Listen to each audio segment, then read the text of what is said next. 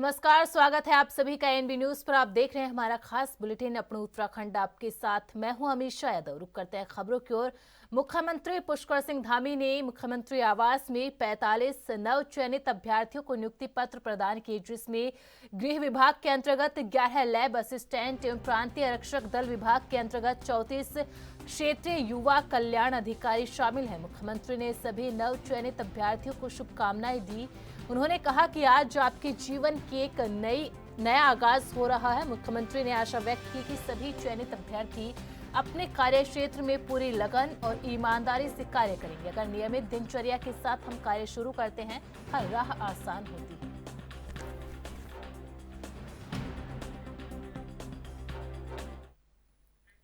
मुख्यमंत्री पुष्कर सिंह धामी ने कल राजकीय इंटर कॉलेज गरखेत नैनबाग टेहरी पहुंचकर जौनपुर क्रीड़ा और सांस्कृतिक विकास महोत्सव में प्रतिभाग किया है।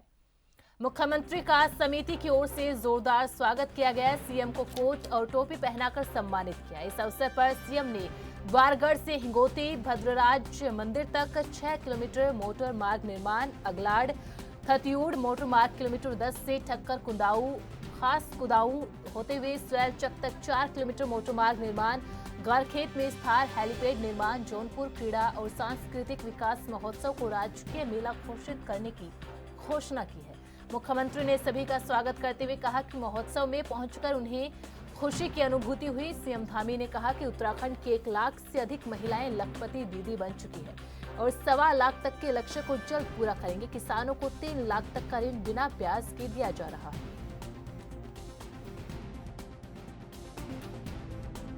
अभी हमारे प्रधानमंत्री जी ने राज्य स्थापना दिवस पर हम सब राज्यवासियों से अपनी विरासत को, अपनी संस्कृति को, अपने बच्चों को बोली भाषा और संस्कृति से जुड़ने का आह्वान किया था।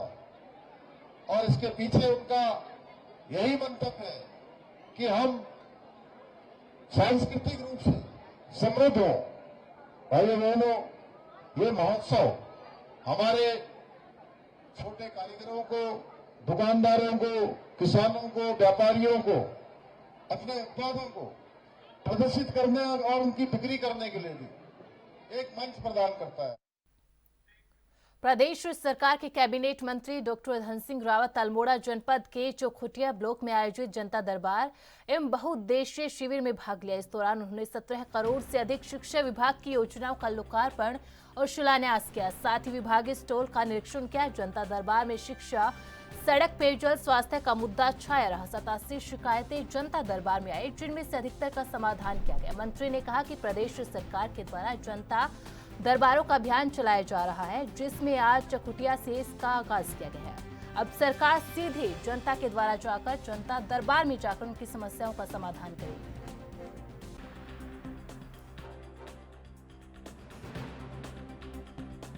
सरकार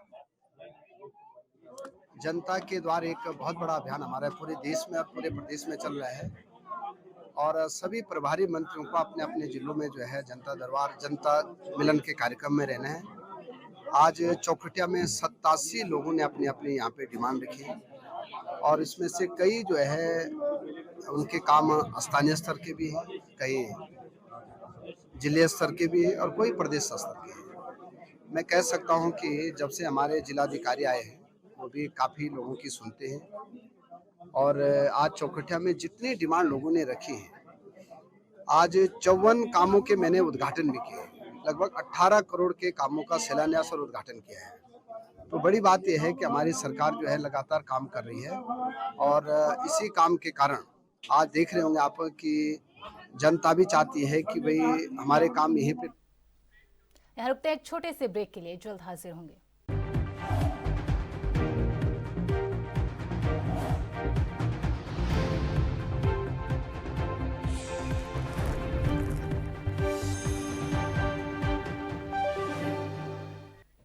ब्रेक के बाद एक बार फिर से आप सभी का स्वागत है। खबरों में आगे बढ़ते हैं। भारतीय जनता पार्टी ने निकाय चुनाव को लेकर तैयारियां तेज कर दी है, जो इसके तहत पार्टी के द्वारा निकाय चुनाव के लिए पर्यवेक्षक ऑब्जर्वर्स भी नियुक्त कर दिए हैं। पार्टी की ओर से इसकी सूची भी जारी कर दी गई है। नगर निगम, नगर पालिका और नगर पंचायतों में संगठन की ओर से वरिष्ठ नेताओं को ऑब्जर्वर्स की जिम्मेदारी तय की गई है। वहीं बीजेपी प्रदेश प्रवक्ता हनी पाठक ने कहा, भारतीय जनता पार्टी कार्यकर्ताओं की पार्टी है और बीजेपी हमेशा कार्य में लगी रहती है। साथ ही कहा कि पर्यवेक्षकों की जो रिपोर्ट आएगी उसी के आधार पर टिकटों का वितरण किया जाएगा।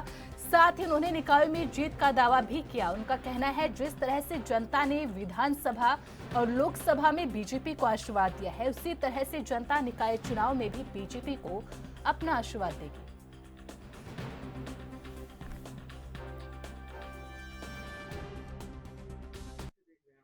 देखिए, भारतीय जनता पार्टी कार्यकर्ताओं की पार्टी और 24x7 वो कार्य में लगी रहती है। धरातल पर कार्य करने वाली अगर कोई पार्टी है तो वो भारतीय जनता पार्टी और जनता से जुड़ी हुई पार्टी है। तो हमारे कार्यकर्ता नित्य नए तरीके से लगातार लगे हुए हैं कार्य में। उसको देखते हुए पर्यवेक्षक भी तैनात किए गए हैं और वो पर्यवेक्षक की रिपोर्ट आएगी, उस हिसाब से लोगों की टिकट की जो दावेदारी है उसका आकलन किया जाएगा। उसके बाद टिकट का वितरण पूरा राय मशवरा लेके किया जाएगा। लेकिन पूरी तरीके से कहा जा सकता है कि जो हमारी तैयारी है वो पूरी हो रखी है। निकाय चुनाव में हम लोग आने के लिए पूरी तरह तैयार है और निश्चित तौर पर जनता जनार्दन का साथ हमें फिर मिलेगा। जिस प्रकार लोकसभा चुनाव में, विधानसभा चुनाव में हमें जनता जनार्दन ने अपना साथ दिया है, उसी प्रकार अब की निकाय चुनाव में भी हमें अपना आशीर्वाद। उत्तराखंड में आगामी नगर निकाय चुनाव की तैयारियां तेज हो चली है। प्रदेश में नगर निगम, नगर पालिका और नगर परिषद के लिए आरक्षण की सूची भी जारी हो गई है, जिससे राजनीतिक दलों में चर्चाएं तेज हो चली है। इसको लेकर कांग्रेस प्रदेश अध्यक्ष करण माहरा ने कहा कि हमारे प्रभारी सघनता से काम कर रहे हैं। लगातार बैठकों का दौर जारी है और जब से आरक्षण लागू हुआ है उसको लेकर भी बैठकें की जा रही है। हम कोशिश कर रहे हैं कि एक राय बनाकर एक व्यक्ति को, एक कैंडिडेट को चुनाव लड़ाया जाए। साथ ही कहा कि इस बार कांग्रेस पहले से ज्यादा बेहतर प्रदर्शन करेगी।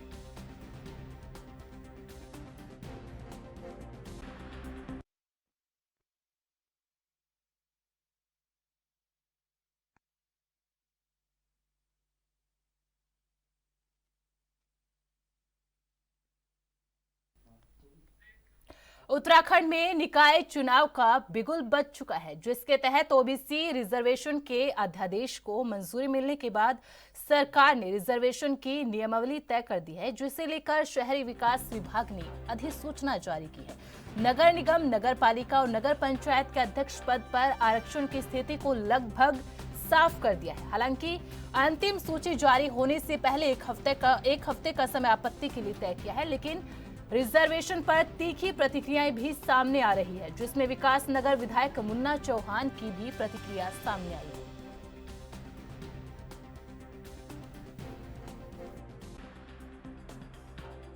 देखिए, सरकार के द्वारा निकाय चुनाव को लेकर के जो आरक्षण का चार्ट जारी किया गया है वो विधि सम्मत और एक्ट के तहत ही उसको जारी किया गया है। और ये आरक्षण चार्ट अभी अनंतिम है और अंतिम आरक्षण चार्ट ये नहीं है। 1 सप्ताह का समय इसमें आपत्ति के लिए दिया गया है और कहीं पर किसी प्रकार की किसी को कोई आपत्ति है तो वो अपने दर्ज करा सकते हैं और 1 सप्ताह बाद उसका निराकरण का भी समय रखा गया है। तो निश्चित रूप से अंतिम आरक्षण चार्ट जारी होने पर अगर कोई किसी प्रकार की शिकायत किसी की है और वो वाजिब हो तो निश्चित रूप से उसका निराकरण होगा।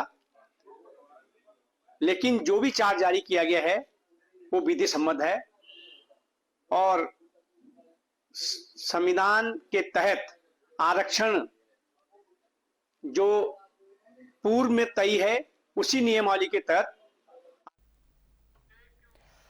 बीते रोज कांग्रेसी नेता प्रॉपर्टी डीलर राजीव जैन के घर में ईडी के द्वारा छापेमारी की गई और करीब 18 गाड़ियों में ईडी और सीआईएसएफ की टीम राजीव जैन के घर पहुंची और कई दस्तावेज अपने कब्जे में लिए। सूत्रों के अनुसार छापेमारी के दौरान करोड़ों की जमीन के दस्तावेज, कुछ नकदी भी ईडी अपने साथ ले गई है। राजीव जैन पूर्व सीएम हरीश रावत के करीबी रहे हैं। वहीं बीजेपी के वरिष्ठ नेता और धर्मपुर विधायक विनोद चमोली ने कहा इससे छापेमारी की आंच काफी दूर तक जाएगी। कई उनके करीबी भी जांच के दायरे में आ सकते हैं। चमोली ने कहा कई सालों से ईडी पुख्ता सबूत और जानकारी मिलने के इंतजार में होगी, इसीलिए अब जाकर छापेमारी की है। चमोली ने कहा कि जब हरीश रावत मुख्यमंत्री रहे होंगे तब से राजीव जी ईडी की रडार पर होंगे और गलत तरीके से कमाए गए पैसे की जानकारी ईडी तक पहुंची होगी। चमोली ने दावा किया कि जांच के बाद पूरे देश में लोगों का इन्वॉल्वमेंट सामने निकल कर आएगा।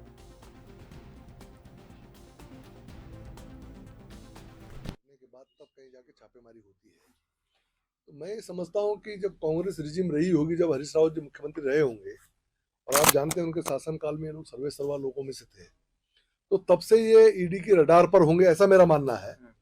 और बहुत एक लंबी कसरत, 6-7 साल की कसरत के बाद आखिरकार जब ईडी इस नतीजे पहुंची होगी कि बहुत बड़ा भ्रष्टाचार हुआ है और इनके पास कुछ गलत तरीके से कमाया हुआ पैसा है, तो निश्चित तौर पर तब छापेमारी हुई होगी। और अभी आप देखिए जब इसके रिपोर्ट्स बाहर आएंगी तो मात्र देहरादून ही नहीं, पूरे देश में तमाम स्थानों पर इन लोगों का इन्वॉल्वमेंट निकल कर आएगा, ऐसा मेरा मानना है।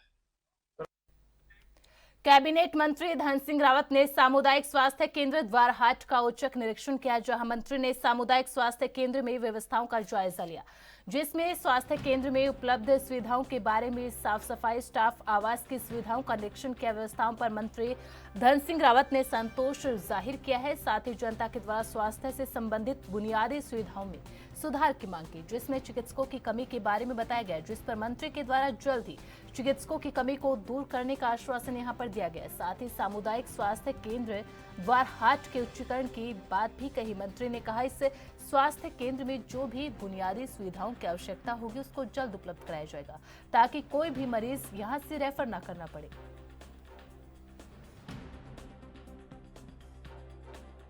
देखिए, सबसे पहले तो मैं कहना चाहता हूं कि जो द्वारहाट का हमारा हॉस्पिटल है, इसमें नर्सिंग स्टाफ हमने पूरा दे दिया है। डॉक्टर्स भी अब हमारे पूरे आ गए हैं। 2-3 स्पेशलिस्ट डॉक्टरों की और ज़रूरत है, तो जनवरी में जैसे बच्चे पीजी करके आएंगे तो हम यहाँ भेज देंगे। आवास भी हम डॉक्टरों को पूरा दे रहे हैं। इस हॉस्पिटल का उच्चीकरण के लिए हमारे जो यहाँ के कार्यकर्ता हैं, हमारे नेता हैं, सब लोगों का आग्रह था कि इसका उच्चीकरण है तो करना है। तो मैंने अभी डॉक्टर साहब को कह दिया कि इसकी फाइल जो है तुरंत हमको प्रेषित करें, ताकि हम इस पर अग्रिम कार्रवाई कर लें। बाकी मैं अनिल साई जी का धन्यवाद देना चाहता हूं कि उन्होंने कहा कि एक बार हॉस्पिटल का निरीक्षण जरूर करना है। यहाँ पे अब पर डे लगभग 60-70 लोग आते हैं। 10-12 लोग यहाँ पे आईपीडी में भी हैं। हमें चाहते हैं कि यहाँ से कोई भी मरीज जो है वो हल्द्वानी न जाए और यहाँ पे सारी सुविधाएं मिल जाए, ताकि लोगों को यहाँ से बाहर न जाना पड़े। तो जो भी यहाँ पैसे की ज़रूरत पड़ेगी, संसाधन की ज़रूरत पड़ेगी, कुछ इनको वार्ड वाई की ज़रूरत है तो वो भी हम दे देंगे। 4-5 वार्ड वाई भी यहाँ दे देंगे, ताकि इनको कोई दिक्कत न रहे। यहाँ पे सफाई कर्मियों की भी कह रहे हैं कि साहब रिटायर्ड होने वाले, तो जैसे रिटायर्ड होंगे उससे पहले हम दे देंगे। निकाय चुनाव से संबंधित आरक्षण की लिस्ट जारी होते ही पूरे प्रदेश में चुनाव की सरगर्मियां तेज हो चली है। खटीमा में भी कई दशकों बाद सामान्य सीट होने पर चुनाव को लेकर संभावित कैंडिडेट्स और मतदाताओं में भारी उत्साह देखा जा रहा है। भूतपूर्व सैनिक संगठन में भी निकाय चुनाव में अध्यक्ष समेत सभासद पदों पर अपने कैंडिडेट्स उतारने का ऐलान कर इस चुनाव को और भी ज्यादा रोचक बना दिया। इसी क्रम में तहसील परिसर में पूर्व सैनिक संगठनों ने बैठक कर निकाय चुनाव को लेकर अपनी दावेदारी को पेश कर दिया और अध्यक्ष पद पर पूर्व सैनिक संगठन के अध्यक्ष रिटायर्ड कैप्टन गंभीर सिंह धामी को टिकट दिए जाने की मांग बीजेपी की ओर से की जा रही है। इसके साथ ही एक चेतावनी भी दी गई कि अगर पूर्व सैनिक कैप्टन धामी को बीजेपी से अध्यक्ष पद का टिकट नहीं दिया गया तो निर्दलीय रूप से चुनाव लड़ेंगे। चुनाव की हमारी रणनीति है कि सबसे पहले तो जो हमारे यहाँ पर जितने वार्ड हैं, वार्डों में जो हमारे सैनिक बाहुल्य क्षेत्र हैं, यदि उनका यदि टिकट किसी कारणवश नहीं आया तो उसके लिए आज हम आपत्ति लगा रहे हैं जिस कारणवश नहीं आया। और दूसरी बात यह है कि जो हमारा नगर पालिका अध्यक्ष के लिए मेरा स्वयं का नाम गया हुआ है, संगठन को, भारतीय जनता पार्टी को। तो हम यहाँ पर क्योंकि पूरा सैन्य बाहुल्य क्षेत्र है, पूरी सैनिकों की आवाज़ यही आ रही है कि भाई इस बार जो है सैनिक संगठन को टिकट मिलना चाहिए, क्योंकि यहाँ पर 80% जो है सैनिक बाहुल्य क्षेत्र है जो यहाँ पर है। बाकी उसके अलावा जो सैनिक नहीं भी है तो उनके परिवार के रिश्तेदार में सभी तकरीबन जो खटीमा क्षेत्र में है, जो गांव में बैठे हुए थे तो उनके मकान यहाँ पर आ गए, यहाँ पर शिफ्ट हो गए हैं। और जो पिथौरागढ़ चंपावत के दोनों डिस्ट्रिक्ट हैं तकरीबन यहाँ पर भरपूर नगर पालिका में बैठे हुए हैं, जिससे कि पूर्व सैनिक को इस बार संगठन के द्वारा पूर्व सैनिकों को इस बार यहाँ पर दिया जाना चाहिए, जिससे कि भारतीय जनता पार्टी की सरकार में यहाँ पर पूर्व सैनिक उसमें हिस्सा ले सके। तो माना जाए कि अध्यक्ष सहित तमाम जो वार्ड मेंबर हैं उनमें भी पूर्व सैनिक उतरेंगे इस बार? हाँ, पूर्व सैनिक जो आरक्षित आए हैं सर, उनमें तो उतर ही रहे हैं। वो भले ही महिला सीट आए तो महिला सीट में हम उनकी धर्मपत्नी को उतार रहे हैं। बाकी जो 1-2 सीट जो गड़बड़ हुई हैं उनमें हम जहाँ पर पूर्व सैनिक ज़्यादा हैं उनके लिए आज आपत्ति लगा रहे हैं, जिससे कि उनको टिकट मिल सके। तो हमारा कहना यह है साहब, हमारा खटीमा एक सैन्य बाहुल्य क्षेत्र है। यहाँ पर हमारे कई ऐसे वार्ड हैं जहाँ पर 80% हमारे पूर्व सैनिक हैं। वहाँ पर हमें काफ़ी विश्वास था, हमने काफ़ी तैयारी करेगी थी, हमारे जवान वहाँ पर तैयार थे, तैयारी करेगी थी। वहाँ पर महिला सीट आ गई, कहीं पर जो है जनजाति की सीट आएगी, जहाँ पर जनजाति की संख्या मात्र 60-65 की, वहाँ पर जनजाति की सीट आई है। पहली बात तो हम चाहते हैं जो हमारे सैन्य बाहुल्य क्षेत्र थे वहाँ पर हमारा जो है सैनिकों को 5% के लिए जो वहाँ पर सीट मिलनी चाहिए।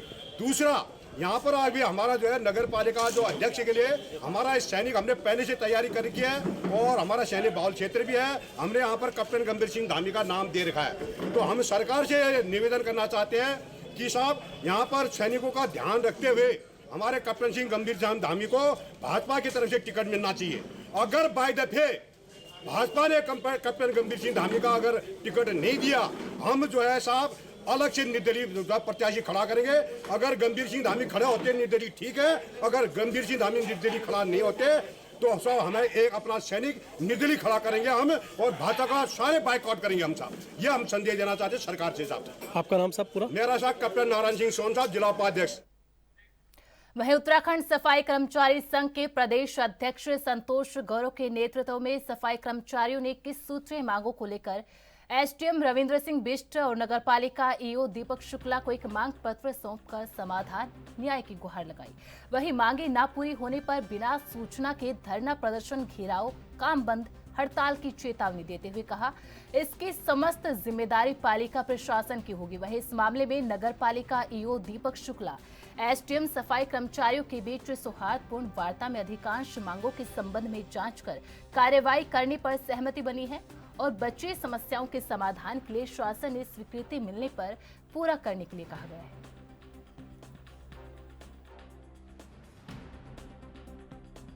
विगत 2 सालों से कर्मचारी अपनी समस्याओं के लिए नगर पालिका की ओर भटक रहे हैं। 2 माह पूर्व एक ज्ञापन दिया गया, मांग की गई कि भैया हमारी समस्याओं को ध्यान में रख करके काम किया जाए, लेकिन 2 महीने से अधिशासी अधिकारी कोरा आश्वासन देकर के टरका रहे थे। तो आज मजबूरी में 2 दिन से कार्य बहिष्कार पर कर्मचारी थे। आज उप जिलाधिकारी प्रशासक नगरपालिका खटीमा ने हमको बुलाया वार्ता के लिए, वार्ता हुई है। तो उसमें कुछ बिंदुओं पर सहमति बनी है कि जैसे पीएफ के नाम से नगरपालिका ने 3 साल से कर्मचारियों के खाते से पैसा काट लिया, लेकिन उनके खातों में जमा नहीं किया। तो वो कह रहे हैं कि 1 हफ्ते के अंदर हम इसको जमा कर देंगे। हमारी मांग है कि यदि जमा नहीं होता है तो आप हमें को वापस कर दीजिए। दूसरी बात, जो सरकार ने ढांचा नगर पालिका का निर्धारित किया है, उस ढांचे के अनुरूप जो कार्यालय में कर्मचारी कम है, रोना रोते हैं, तो कर्मचारी 8 आदमी कह रहे हैं हम लगा सकते हैं तो वो लगाएंगे। आबादी के अनुपात में पर्यावरण मित्र की बात आ रही है तो शासन से स्वीकृति लेकर के ये लगाएंगे।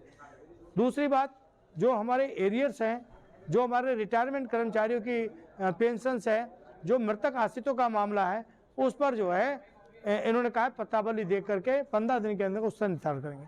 और हम लोगों ने तय किया कि अगर हमको ये सारी चीज़ें लिखित में अधिशासी अधिकारी और प्रशासक महोदय के द्वारा मिलती है तो उस पर आंदोलन वापस करने के लिए विचार करेंगे, अन्यथा की स्थिति में आर पार की लड़ाई लड़ने के लिए तैयार है। कर्मचारी द्वारा कुछ मांगे हमारे समक्ष रखी गई है, उनके द्वारा जो कुछ मांगे हैं वो जायज़ मांगे हैं, जिनको हमने ईओ साहब को कह दिया कि अपनी स्तर से इसको जल्दी से जल्द इसमें कार्रवाई की है। कुछ मांगे शासन स्तर की हैं जिससे शासन को संदर्भित कर दिया जाएगा और इनके द्वारा ये कहा गया था कि इन मांगों को अगर पूरा नहीं किया गया तो हम कल से हड़ताल में जाएंगे। अब इनसे वार्ता हो चुकी है, अभी इसका समाधान निकल गया है, हम इसको इनको लिखित में कुछ आश्वासन दे रहे हैं, तो अब यहाँ से कूड़ा उठना शुरू हो जाएगा। जिलाधिकारी हरिद्वार कर्मेंद्र सिंह मंगलोर सीएचसी हॉस्पिटल का औचक निरीक्षण किया। जिलाधिकारी ने अचानक हॉस्पिटल पहुंचने पर हड़कंप मच गया। डीएम ने अस्पताल की ओपीडी, ऑपरेशन थिएटर, कर्मचारियों की उपस्थिति और साफ सफाई की व्यवस्था का निरीक्षण किया। अस्पताल में साफ सफाई ठीक मिलने पर अधिकारियों को सफाई व्यवस्था और दुरुस्त करने के यहाँ पर निर्देश दिए गए। वहीं कुत्ते के काटने से इंजेक्शन संख्या से कम मिलने पर जिलाधिकारी ने जल्द इंजेक्शन मुहैया कराए जाने के भी निर्देश जारी किए हैं। साथ ही सांप काटने के इंजेक्शन भी मौके पर एक्सपायर पाए गए, जिससे डीएम ने नाराजगी जाहिर करते हुए जांच किए जाने के निर्देश यहां पर दिए हैं।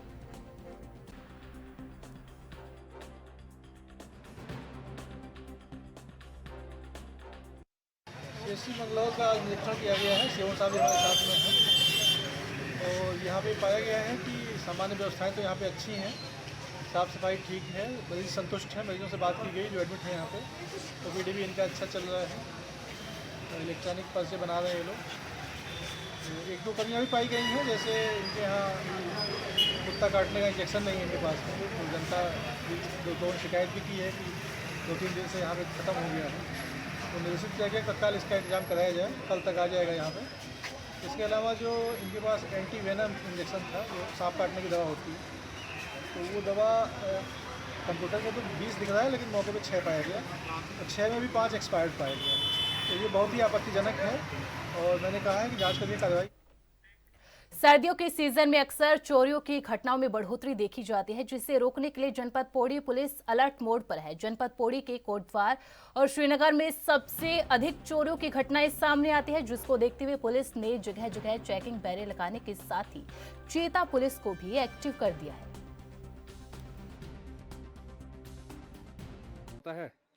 सर, सर्दियों में ऐसा है कि जब सर्दी का टाइम आ जाता है तो चोरियाँ ज़्यादा बढ़ने शुरू हो जाती हैं।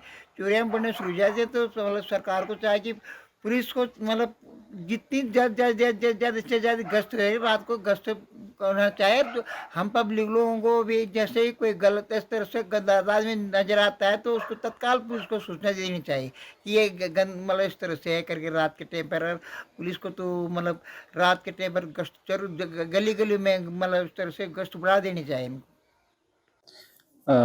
जैसे कि अभी अब ठंड का भी मौसम आ गया है और रात में हमारी जो किसी भी तरह की जो आपराधिक घटनाओं को रोकने के लिए चीता गश्त और पिकेट हमारी लगती हैं ऐसे पॉइंट्स पर जहां पर कि क्रिमिनल्स एंट्री कर सकते हैं या एग्जिट कर सकते हैं। तो उसके लिए हमारी जैसे कौड़िया बैरियर है वहां पर हमारी चेकिंग है, और इधर ऊपर सिद्धवली है वहां पर हम रोकते हैं ऊपर पहाड़ पर जाने के लिए लोगों को, और सुबह छोड़ते हैं ताकि कोई दुर्घटना ना हो। और इस तरह से दुर्गापुरी क्षेत्र में और तीलू रोतेली चौक और गश्त भी होती हैं जो गलियों में हमारी रात को गश्त करती रहती है, गश्त पार्टियां, और हमने इसमें पर्याप्त व्यवस्था की है। बुलेटिन में फिलहाल इतना ही। आप बने रहे एएनबी न्यूज के साथ। नमस्कार।